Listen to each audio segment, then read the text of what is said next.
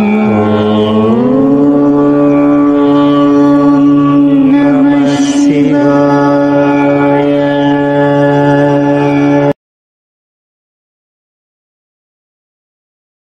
గురుభ్యో నమః. శ్రీమాత్రే నమః. శ్రీరామ నవమి రోజు ఆడవారు ఈ రంగు చీర కట్టుకున్నట్లయితే సకల శుభాలు కూడా కలుగుతాయి. శ్రీరామచంద్రమూర్తి యొక్క ఆశీస్సులు కలిగి అష్టైశ్వర్యాలతో భోగ భాగ్యాలతో వారు జీవిస్తారు. ఈ రంగు చీర అంటే సీతాదేవికి చాలా ఇష్టమైనది అని శాస్త్రాలు చెప్తూ ఉన్నాయి. మరి ఎంతో పవిత్రమైన ఈ శ్రీరామ నవమి రోజు ఏ రంగు చీర కట్టుకుంటే దారిద్ర్య బాధలు అన్నీ కూడా తొలగిపోతాయి, సకల ఐశ్వర్యాలు కూడా కలుగుతాయి. ఇప్పుడు మనము ఈ వీడియోలో తెలుసుకుందాము. దానికంటే ముందు శ్రీరామనామం యొక్క గొప్పదనాన్ని తెలియచేసే ఒక చిన్న కథను మనం ఇప్పుడు విందాము. ఒకసారి త్రిలోక సంచారి అయిన నారదుడు శ్రీహరి దర్శనం కోసము వైకుంఠానికి వెళ్ళాడు. శ్రీహరికి భక్తితో నమస్కరించి, స్వామి, రామనామం మహిమ గురించి తెలుసుకోవాలి అని అనుకుంటున్నాను అని అడిగాడు. అప్పుడు శ్రీహరి, అయ్యో నారదా, నీకు రామనామం గురించి తెలియదా? అదిగో ఆ చెట్టు కొమ్మపై ఒక చిలక ఉంది, అడుగు అని చెప్పాడు. శ్రీహరి ఆజ్ఞను శిరసావహించి నారదుడు చెట్టు దగ్గరకు వెళ్ళాడు. అప్పుడు నారదుడు, ఓ చిలక, రామనామం అంటే నీకు అర్థం తెలుసా అని ప్రశ్నించాడు. రామ అనే శబ్దం వినేటప్పటికే ఆ చిలుక చెట్టుపై నుండి కింద పడి ప్రాణాలను వదిలేసింది. అదేమిటి, రామ అంటే అర్థం ప్రాణం పోవడమా, ఇలా తిరిగిందేమిటి అని అనుకుంటూ మళ్ళీ శ్రీ మహావిష్ణువు వద్దకు వెళ్ళి మీరు చెప్పినట్లే చిలకను అడిగితే అది వెంటనే కింద పడి ప్రాణాలను వదిలేసింది. ఆ చిలక చావుకి నేనే కారకుడిని, ఎంత పాపం చేశాను అని బాధపడుతూ ఉన్నాడు. నారద మునీంద్రుల వారిని ఓదార్చి నారాయణుడు, బాధపడకు నారదా, భూలోకంలో ఒక బ్రాహ్మణుడి ఇంట్లో ఒక ఆవుకు దూడ పుట్టింది, నువ్వు వెళ్ళి ఆ దూడని అడుగు అన్నాడు. సరే అని చెప్పినప్పటికీ కూడా నారదుడి మనసులో భయం వేసింది. చిలకలాగానే ఆ దూడ కూడా చనిపోయినట్లయితే ఆ యజమాని తనను తిడతాడు, కొడతాడేమో అని అనుకుంటూనే వెళ్ళాడు. కానీ ఏదైనా కానీ రామనామం మహిమ అర్థం తెలుసుకోవాల్సిందే అనుకుంటూ ఆ దూడ దగ్గరకు వెళ్ళి, ఓ దూడా, రామ అంటే ఏమిటి అని అడిగాడు. తక్షణమే ఆ దూడ కూడా ప్రాణాలను వదిలేసింది. అనుకున్నదంతా అయినది అనుకున్న నారదుడు అక్కడ నుంచి మెల్లిగా జారుకున్నాడు. మళ్ళీ నారాయణుడి వద్దకు వెళ్ళి, స్వామి, ఆవు దూడకు కూడా చిలుకకు పట్టిన గతే పట్టింది, దీని అర్థం ఇంతేనా అని అడిగాడు. అప్పుడు విష్ణువు, నారదా, ఇప్పుడే ఒక మహారాజుకి లేక ఒక కుమారుడు పుట్టాడు, నువ్వు వెళ్ళి ఆ కుమారుడిని అడుగు అన్నాడు. దైవ ఆజ్ఞను ఎదురు చెప్పలేక నారదుడు బయలుదేరాడు. కానీ కొంత దూరం పోయి వెనకకు తిరిగి వచ్చాడు. ఆ చిలకకు దూడకు ఎవ్వరూ లేరు కాబట్టి నాకేమీ కాలేదు, కానీ ఇప్పుడు ఆ రాజకుమారుడికి ఏమైనా జరిగితే నా పరిస్థితి ఏమిటి, నాకు నీ దర్శనం కూడా లేకుండా పోతుంది అనుకుంటూ, సరే ఏం జరిగినా కూడా అంతా నీదే భారము అనుకుంటూ రాజ్యం లోపలికి వెళతాడు. వారసుడు పుట్టినందుకు సంతోషించిన ఆ రాజు నారదుడిని చూసి సకల మర్యాదలతో ఆహ్వానాన్ని పలుకుతాడు. మీరు మంచి సమయానికే వచ్చారు, లేక నాకు కుమారుడు జన్మించాడు, మీరు ఆశీర్వదించండి అని ప్రార్థిస్తాడు. లోపల భయం ఉన్నప్పటికీ కూడా చిరునవ్వు చిందిస్తూ రాజకుమారుడిని చేతిలోనికి తీసుకుంటూ నారదుడు తన సందేహాన్ని తీర్చుకునే సమయం ఆసన్నమైంది అనుకుని, నాయనా రాజకుమారా, శతమానం భవతి అంటూ వేద మంత్రాలను చదువుతూ మంత్రాలతో కలిసిపోయేట్లుగా సంస్కృతంలో, ఓ రాజకుమారా, రామ అంటే అర్థం ఏమిటి అని ప్రశ్నించాడు. ఆ ప్రశ్న వింటూనే రాజకుమారుడు నవ్వుతూ ఉంటాడు. అమ్మయ్యా, బతికిపోయాను, రాజకుమారుడికి ఏమీ కాలేదు అనుకుంటూ ఉంటాడు నారదుడు. అప్పుడు ఆ చిన్నారి ఇలా చెప్తాడు, బ్రహ్మ మానసపుత్ర, సర్వము తెలిసిన మీకు రామనామం అర్థం మహిమ తెలియదా?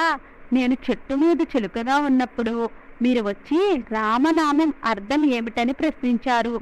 ఒక్కసారి రామనామం వినేసరికి నా జన్మ సార్థకమైంది.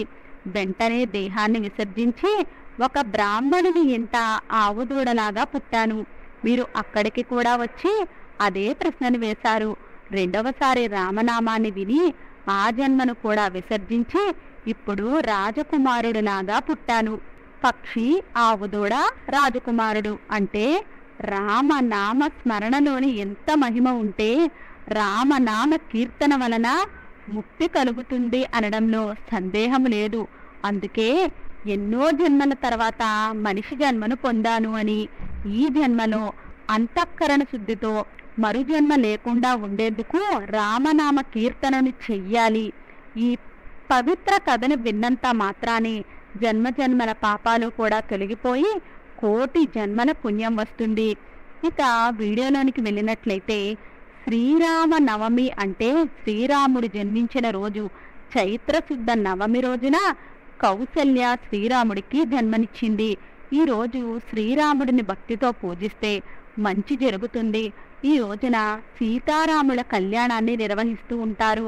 శ్రీరాముడి జన్మదినం అయిన చైత్రశుద్ధ నవమి హిందువులు అత్యంత వేడుకగా జరుపుకుంటూ ఉంటారు. రాముడు మధ్యాహ్నము అభిజిత్ ముహూర్తంలో జన్మించాడు. 14 ఏళ్ల అరణ్యవాసం తర్వాత అయోధ్యకు చేరుకున్న శ్రీరాముడికి పట్టాభిషేకం కూడా చైత్రశుద్ధ నవమి నాడే జరిగింది అని భక్తుల విశ్వాసము. సీతారాముల కళ్యాణం జరిగింది కూడా ఈ రోజే కావడము విశేషము. ఈ నేపథ్యంలో శ్రీరామ నవమి రోజున అంగరంగ వైభవంగా సీతారాముల కళ్యాణాన్ని జరుపుతూ ఉంటారు. ఈ రోజు పానకము, వడపప్పు పంచిపెడతారు. పురాణాల ప్రకారము రాముడు త్రేతాయుధానికి చెందినవారు. దాదాపు 10,000 సంవత్సరాల క్రితము ఆయన జననం జరిగింది అని కొంతమంది చెప్తూ ఉన్నారు. ఆ సమయంలో సూర్యుడు అత్యంత ప్రకాశవంతంగా కనిపించడాన్ని పురాణాలు చెప్తూ ఉన్నాయి. శ్రీరాముడు పితృవాక్య పరిపాలకుడు. తన తండ్రి మాటను జవదాటేవాడు కాదు. అందరికీ ఇచ్చిన మాటకు కట్టుబడి సతీ సమేతంగా సోదరుడు లక్ష్మణుడితో కలిసి 14 ఏళ్లు వనవాసం చేశాడు. రామ బాణానికి కూడా ఎంతో విశిష్టత ఉంది. ఇది ఎంతో శక్తివంతమైనది. ఒక్కసారి సంధిస్తే అది రాజ్యంలోని మొత్తం సైన్యాన్ని సమూలంగా సంహరించగలదు.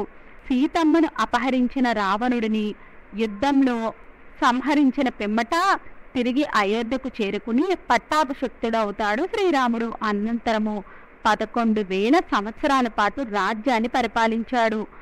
సంపూర్ణ శాంతి, శ్రేయస్సు కోసము అయోధ్యను పరిపాలించాడు.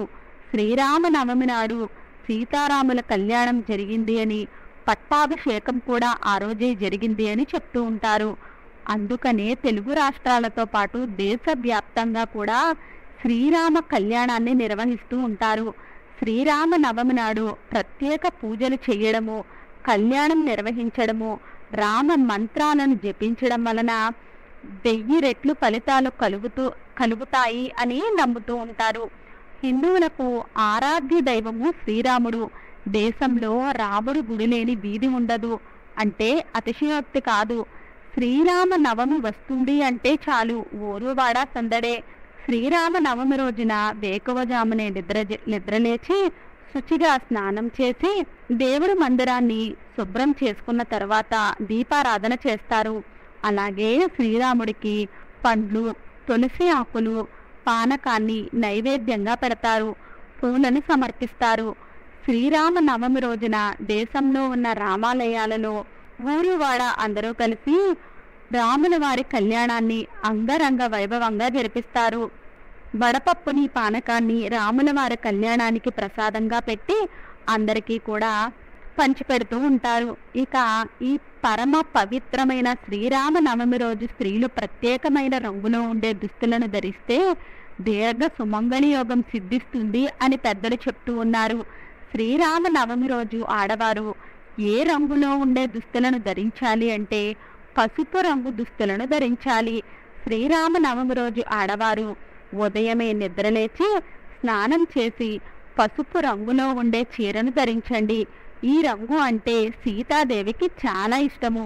పసుపు రంగు చీరకు ఎరుపు రంగు అంచుగాని లేదా పచ్చరంగు అంచుగాని ఉండే విధంగా చూసుకుని కట్టుకోవడం చాలా మంచిది. కాబట్టి ఆడవారు ఈ రోజు మర్చిపోకుండా ఈ రంగులో ఉండే చీర ధరించండి. ఆడవారే కాదు, పిల్లలు, పెద్దలు అందరూ కూడా ఈ రంగులో ఉండే దుస్తులు అంటే పసుపు రంగులో ఉండే దుస్తులు ధరిస్తే సంవత్సరం అంతా కూడా శుభం కలుగుతుంది. అష్ట ఐశ్వర్యాలు భోగ భాగ్యాలు కూడా కలుగుతాయి. ఆడవారికి దీర్ఘ సుమంగళి యోగం సిద్ధిస్తుంది. పట్టిందల్లా కూడా బంగారమే అయ్యేటట్లుగా శ్రీరామచంద్రుడు దీవిస్తాడు. ఎన్నో శుభ ఫలితాలు కలుగుతాయి. కాబట్టి అందరూ కూడా గుర్తుపెట్టుకుని శ్రీరామనవమి రోజు ఈ రంగు దుస్తులను ధరించి దారిద్ర్యాన్ని తొలగించుకుని శ్రీరాముడి అనుగ్రహంతో సంతోషంగా జీవించండి. వీడియో నచ్చినట్లయితే లైక్ చేయండి. వీడియో నచ్చినట్లయితే మన విరాట్ మంత్ర ఛానల్ని లైక్ చేయండి, షేర్ చేయండి, సబ్స్క్రైబ్ చేసుకోండి. వీడియో నచ్చినట్లయితే కామెంట్ బాక్స్లో జై శ్రీరామ్ అని తప్పక కామెంట్ చేయండి.